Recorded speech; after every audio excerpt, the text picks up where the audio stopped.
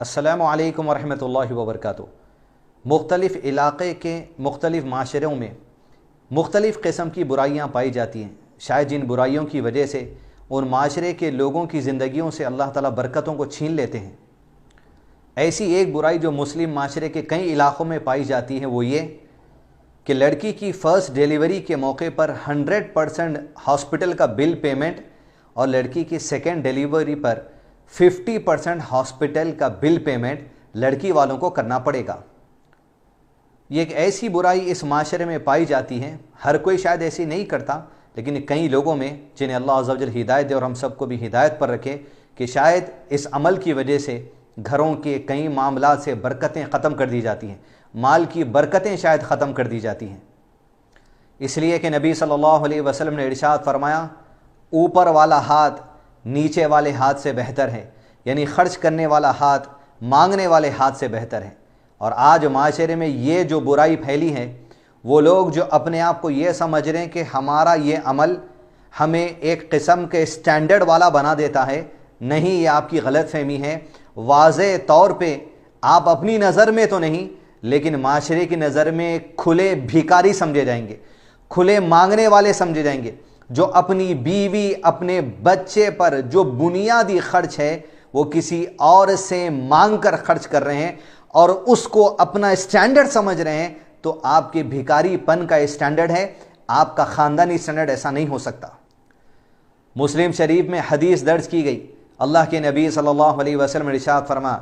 ایک دینار جو ایک آدمی اللہ کی راہ میں خرچ کرتا ہے، ایک دینار جو مسلمان آدمی ایک غریب کے لیے خرچ کرتا ہے، ایک دینار ایک مسلمان آدمی جو غلام کی گردن آزاد کرنے میں خرچ کرتا ہے، ایک دینار ایک مسلمان آدمی جو اپنے بیوی بچوں پر جائز طریقے کا خرچ کرتا ہے، ان چاروں میں سب سے افضل خرچ یہ ہے جو ایک دینار آدمی اپنے بیوی بچوں کے لیے خرچ کرتا ہے۔ عزیز دوستو، یہ جو ڈیلیوری کے موقع پر آج مسلم کلچر میں، آج نہیں زمانے سے، کہ پہلی ڈیلیوری جب بچے کی ہوتی ہے میٹرنٹی ہاسپٹل میں پورا بل لڑکی والوں کو پیمنٹ کرنا پڑے گا۔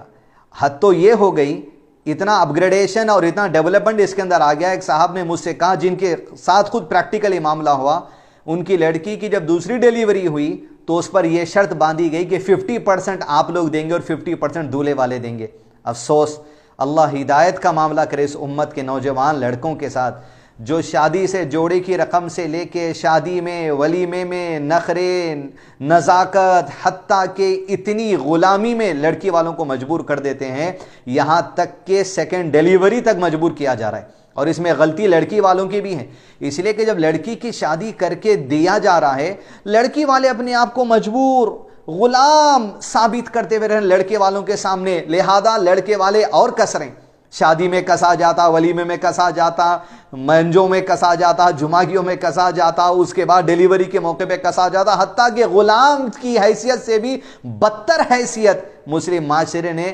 لڑکی والوں کے لیے بنا دی ہے۔ نظریہ یہ بن گیا ہے کہ تم غلام سے بھی بدتر ہو۔ عزیز دوستو، یہ جو انتہائی بھیکاری پن کا نظریہ مسلم نوجوانوں میں آ گیا ہے، آپ لوگوں سے اپیل ہے کہ اللہ کے نبی صلی اللہ علیہ وسلم نے خوددار مومنوں کو تیار کیا ہے۔ خودداری والے صحابہ کے سامنے مال رکھ دیا جاتا جو ہجرت کر کے آئے تھے مکہ سے مدینہ، تو کہتے تھے آدھا مال لے لو، وہ کہتے نہیں، ہم خوددار قوم ہیں، ہمیں آپ کا بازار بتاؤ، بازار میں جا کے تجارت کر کے، محنت کر کے، پیسہ کما کے اپنی ذات کے لیے خرچہ کرتے، اپنی بیوی بچوں کے لیے خرچہ کرتے۔ لہذا عزیز نوجوانوں، یہ معاشرے میں ایک جو کسٹم بن چکا ہے، یا ایک کلچر بن چکا ہے، یا ایک انتہائی برائی آ چکی ہے،